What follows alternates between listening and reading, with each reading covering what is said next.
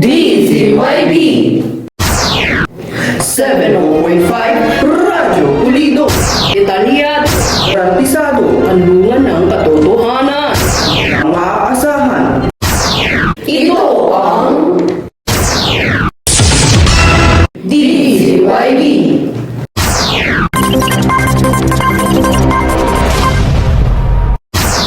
Magandang hapon, Pilipinas. Magandang hapon, La Union. Ngayon ay ika-11 ng Disyembre, taong kasalukuyan. Ang ating oras, alas 5 ng hapon. Para sa kayagang pampubliko, ito si Miguel Dumayes Si Maya Kerbiag, ng DZYB. miyembro ng KBP, Kapisanan ng Broadcaster ng Pilipinas. Sa ulo ng mga nababagang balita, kursong Life and Works of Rizal, binabatikos, isang historiador na bigay ng La Solidaridad ang pahayagang naging tinig ng filosofo pag-alala sa pambansang bayan, ating balikan at tuklasin. Mulang sa dulo ng pag-asa, adaptasyon ng No Limitang Hire at El Filibusterismo, pinangunahan ni Direk Cathy Gonzales naging sensasyon sa publiko. Ang profesional na doktor at lingkod bayan, inspirasyon sa mga magiging healthcare workers. DZYB Sa gitna ng modernisasyon ng edukasyon, muling naging paksa ng talakayan ngayong taon kung bakit nananatili sa kurikulum na kolehiyo ang kursong Life and Works of Rizal. Science Paharilyo, ibalita mo! Ang nasabing kurso ay itinataas ng Republic Act 1425 o Rizal Law na naglalayong pag-aralan ng mga akda at kontribusyon ng pambansang bayani si Dr. Jose Rizal. May mga bumabatikos na nagsasabing ang kursong ito ay tila hindi naangkop sa modernong kurikulum na mas nakatuon sa mga technical at STEM-related na pag-aaral. Ayon kay Shane Capasin, isang kritiko, ang oras at yaman na ginugugol sa kursong ito ay maaaring ilaan sa mga subject na mas maghahanda sa mga estudyante para sa global workforce. Sa kabila nito, ipinunto ni Dr. Antonio Villanueva, isang historiador na ang kursong Rizal ay higit pa sa pag-aaral ng kasaysayan. Anya, ito ay isang paalala kung paano tayo maaaring maging mas makabayang mamamayan at aktibong bahagi ng ating lipunan.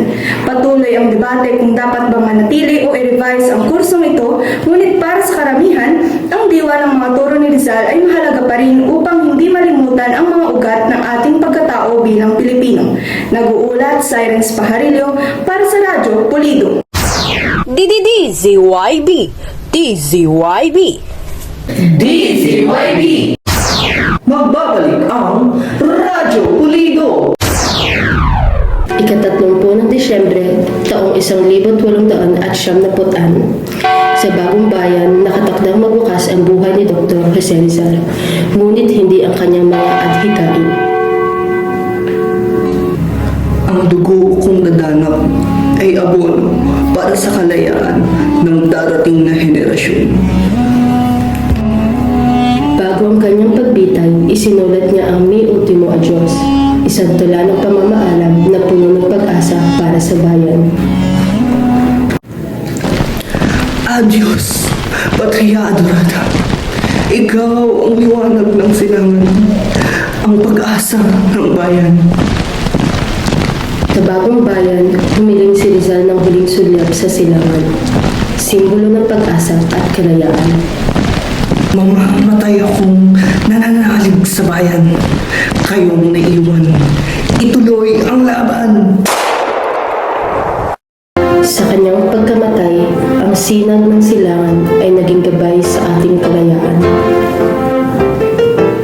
Mula sa ika-128 anibersaryo ng kamatayan ni Dr. Jose Rizal, ako si Catherine Rason nagpapaalala.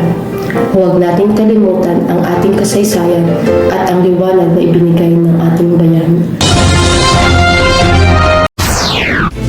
Nagbabalik ang Radyo Pulido! Alamin mga aral ng La Solidaridad tungkol sa pagkakapantay-pantay, karapatang pantao at kahalagahan ng pagkakaisa. Yasmin Cabico para sa detalye. La Solidaridad, itinatag noong 1888 sa Barcelona, Espanya na pinamumunuan ni Graciano Lopez Haina at Marcelo H. de Pilar, kasama ang suporta ng mga bayani tulad ni Dr. Jose Rizal. Layunin ng La Solidaridad na iparating ang hinaing ng mga Pilipino laban sa kolonyal na pang-aabuso ng mga Friday, kawalang katarungan sa lipunan at ang pangangailangan ng reforma.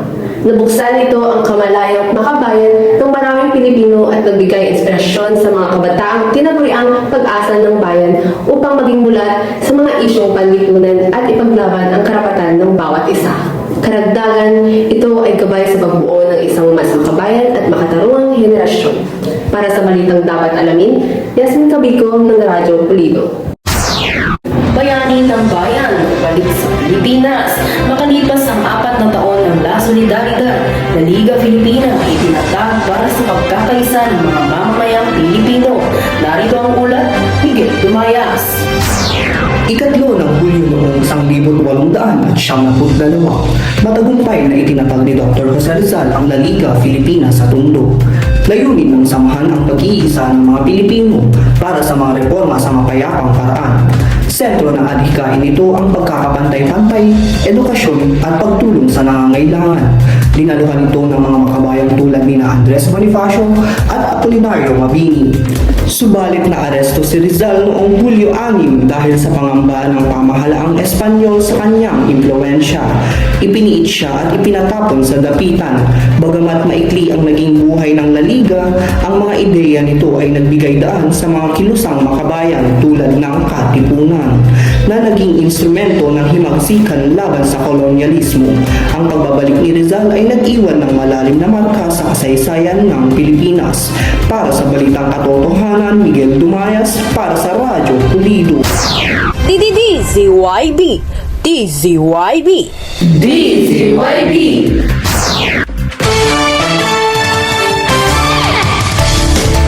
Sa showbiz, patuloy na pagsuporta sa libro ni Jose Rizal na No Limitang Hire at El Filibusterismo. Alamin natin ang kwento sa likod ng obra na ito. Narito ang chikadora ng bayan, Jessa Selga, ichika mo!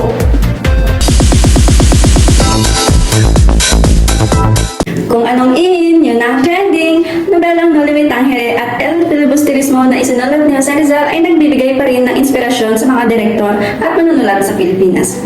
Public sensation ang adaptasyon ng No Limitang Hire at El Filibusterismo na pinamumunuan ni Direk Cathy Gonzalez na pinamagatang Sa Dulo ng Pag-asa.